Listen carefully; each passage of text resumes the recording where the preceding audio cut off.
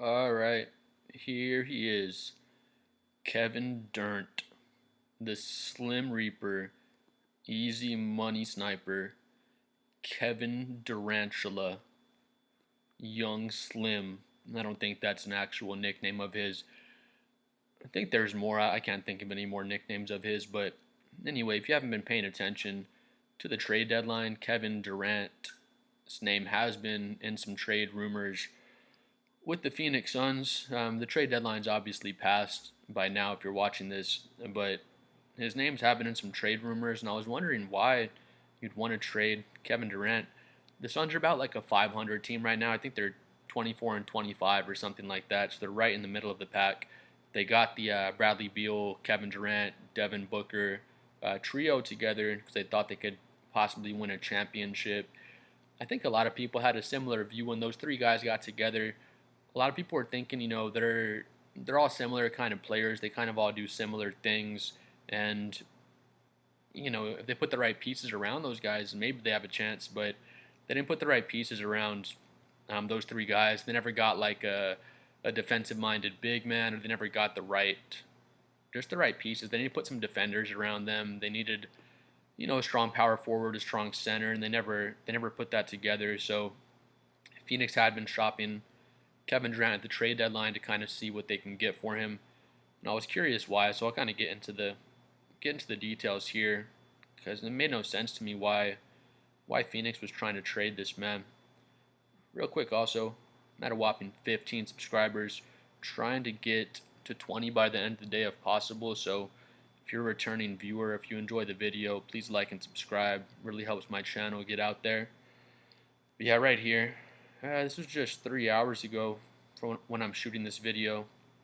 Um, Suns may cut ties with $134 million two-time NBA champion during off-season via trade. Because remember, the trade deadline's already passed, so this would be an off-season trade. But yeah, right here.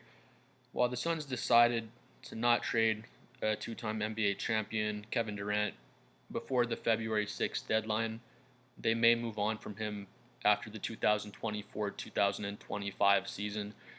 I don't think it's that they decided not to trade him. I guess ultimately they did decide not to trade him, but it's not because they didn't want to. They just didn't get the return back they wanted to. I think they wanted to trade him to Golden State, but then Durant, verbalized and said he doesn't want to go back to Golden State. Of course, that word got back to Golden State. Durant was not trying to make that a secret. He doesn't want to go play with Draymond Green again. I won't talk crap about Draymond, but he can be a tough player to play with. He might knock you out one day at practice, or you know, he might call you a B on the basketball court. So not the easiest guy to play with, obviously, with Draymond. But yeah, blah blah blah. Decided not to trade him. Again, not so much they decided not to. They just didn't get the package in return they wanted to, so that's why the trade didn't so much go down. Again, with Kevin saying he doesn't want to go to the Warriors, that made the package from the Warriors much smaller. So, you know what I mean? The Suns didn't have leverage in that with Kevin Durant saying he does not want to go there. But right here, Suns traded their unprotected 2031 first round pick. It says just to, I don't know if they put that wrong, but just to make a win now move at the deadline. They're saying that's an unmitigated disaster. So basically, they traded their future away. They had their own unprotected 2031 first round pick. So they didn't even put any protections in the trade. Like, say they traded it top 10 protected. At least if it lands in the top 10, they get to, keep that selection top 10. But it's unprotected the way they traded it. So just wherever the pick lands, if it's the number one pick, that team they traded to gets to keep that pick. Yeah, so right here, speaking with multiple executives, clear consensus is that Phoenix will be forced to trade Kevin Durant now in the offseason because Durant, again, I don't know if you were paying attention, if you heard, but they were shopping his name around. You heard his name, at least I heard his name shopped around quite a bit. They were trying to trade him before the deadline, and again, if they got a good package in return, they would have traded him. Kevin Durant's not dumb, like he knows that too, so he's probably trying to get up out of there as well. But yeah, here it is. Suns sent that 2031 to Utah Jazz. Again, unprotected, so wherever it lands, it could be the number one pick, and Utah gets to keep it. Not smart on the Suns' part. They should have protected that pick if they wanted to make that trade. But they got a good haul in return, honestly. They got 2025, 27, and 2029 first round picks back from Utah for that trade. So they traded that one first rounder for these three first rounders. You have to see if they're protected or not. But yeah, I mean, so this season they'll get that 2025 first rounder to hopefully make their team stronger with that first rounder. And then the 27, so 2 years from now in 29. I don't know if they were actually going to take that 25 pick. They were likely going to package those three first round picks to try to make a trade for another star player or maybe a strong big man, which is what Phoenix really would have needed, in my opinion. Like a defensive minded big man. I know Derek Lively's not on the market, but somebody like that, if they could have, I know this is not a possibility again, but if they could have got Anthony Davis, something like that, that would have been a perfect fit around those guys. But yeah, they were likely going to try to package those three first rounders to trade for a star type of player. Yeah, see right there. Phoenix could try to use the three picks to add talent before the trade deadline. It's so stupid right here, too. I don't know if they were serious about this, but the franchise has been linked to trades for Jimmy Butler, disgruntled Miami Heat superstar, and multiple media reports. That'd be a stupid trade in my opinion. I mean, unless they trade Durant for Butler, which still wouldn't be smart. Durant's still a more impactful player at this point in his career. Unless you want to talk about playoff Jimmy, he raises his play for the playoffs, but so does Durant. His play does not come down for the playoffs. I'm pretty sure it usually gets better as well. But yeah, they traded for Jimmy and they kept Bradley Beal, Booker, and Durant. Like, what kind of starting lineup is that? Like, those four guys, I don't want to say they're ball dominant, but they all kind of need the ball. They're not really big off-ball movers or anything like that. So I thought that would have been a weird pick. But yeah, Durant's still averaging 27 points per game this season. So, it's not like he's fallen off by any means. He's still still a top scorer in the NBA. Let's see real quick too.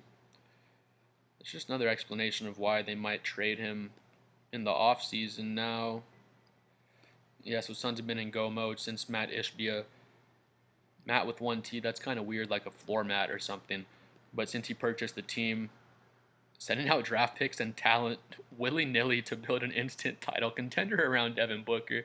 That's really what he did. He grabbed Durant. He grabbed Bradley Beal, who has a no-trade clause. So you don't, Beal's a good player, no offense to Beal, but you don't want to pick him up with a no-trade clause. And, he has all that leverage on you just in case things go south like they have. Not that Bradley Beal's a locker room problem, not south in that way. But with the team, they haven't been successful with these three guys. People were saying back when they put the team together, it's just a weird fit. I myself wasn't saying, they definitely can't win or anything like that, but you have three pretty much ball dominant scorers that aren't too focused on defense. Beal used to be a pretty strong defender earlier in his career, but now he's not so much that anymore. Yeah, again, they were looking for Jimmy Butler for whatever reason. Okay, yeah.